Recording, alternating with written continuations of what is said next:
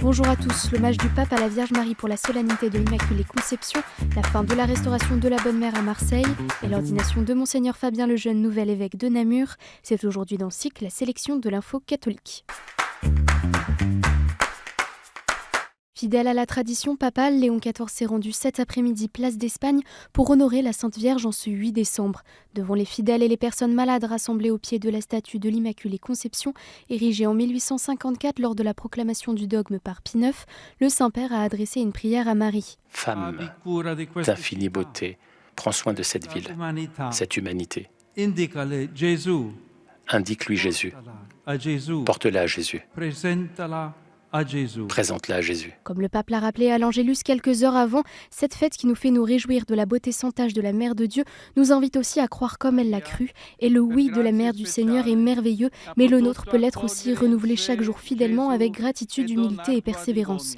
Le matin même, ce sont les pompiers romains qui avaient débuté l'hommage en plaçant une couronne de fleurs autour de la Vierge à une dizaine de mètres de haut. La veille du 8 décembre, une date qui n'a pas été choisie au hasard pour les retrouvailles des Marseillais avec leur bonne mère. Ce dimanche, une foule impressionnante était réunie devant la basilique Notre-Dame de la Garde pour célébrer la restauration de l'édifice. Après 10 mois de travaux, la statue de la Vierge à l'Enfant, redorée et rénovée, a été inaugurée par un spectacle son et lumière visible depuis toute la ville, après avoir été bénie par le cardinal Jean-Marc Aveline, archevêque de Marseille. Vierge Marie, nous nous blottissons sous le manteau de ta miséricorde. Pour accompagner cet événement, une messe a été célébrée plus tôt dans l'après-midi à l'abbaye Saint-Victor, suivie d'une grande procession dans les rues de la ville jusqu'à la colline de la Garde. En Terre Sainte, la lumière de Noël a de nouveau brillé ce samedi à Bethléem. Après 2 ans d'interruption en raison de la guerre à Gaza, les célébrations publiques ont fait leur retour avec l'illumination du sapin géant sur la place de la Mangeoire devant la basilique de la Nativité. Au de 20 mètres et surmonté d'une étoile rouge, il a été allumé en présence du vicaire patriarcal latin pour Jérusalem et la Palestine, Monseigneur William Chomali, et du maire de la ville qui défend la reprise des festivités pour envoyer un signe d'espérance en dépit des souffrances des Gazaouis. Le patriarcat latin, quant à lui, plaide pour la reprise des pèlerinages essentiels à l'économie locale. Le même jour à Gaza, en pleine prière du rosaire dans l'église de la Sainte Famille, une explosion a retenti à environ 200 mètres de l'édifice. Le père Gabriel Romanelli, curé de cette seule paroisse chrétienne dans l'enclave, a assuré « Nous allons bien, Dieu merci », appelant à ne pas arrêter de demander la paix ultime. La cathédrale Saint-Aubin de Namur en Belgique était comble ce dimanche pour la messe d'ordination épiscopale de Monseigneur Fabien Lejeune.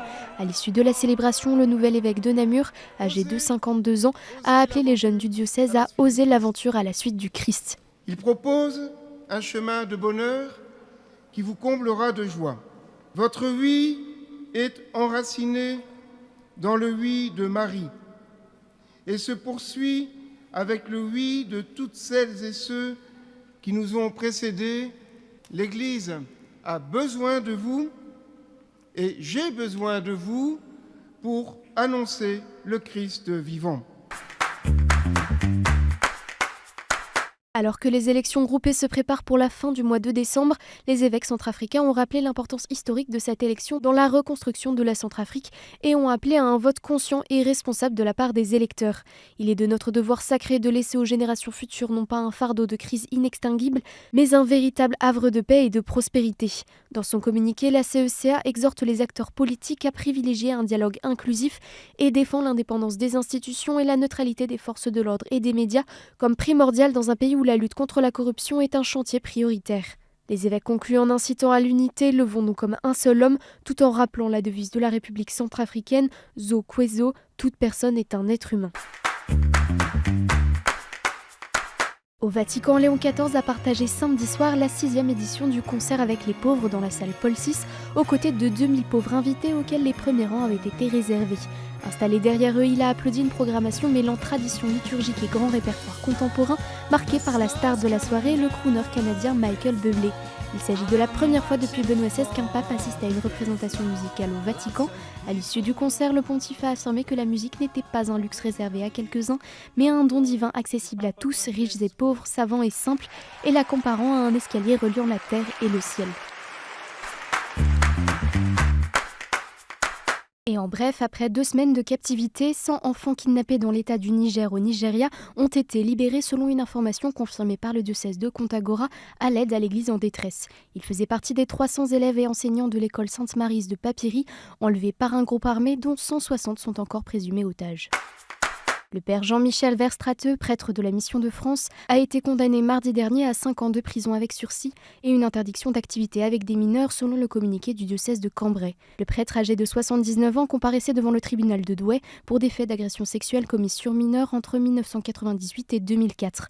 Le diocèse a rappelé que le père Verstraeteux avait été interdit en 2024 de tout acte lié à l'exercice du ministère presbytéral, en public comme en privé. Dimanche, l'église Saint-Germain-l'Auxerrois a changé de statut et est devenue l'église du séminaire de Paris lors de la messe d'inauguration présidée par Monseigneur Ulrich. L'église devient également la maison de prière pour les vocations du diocèse de Paris.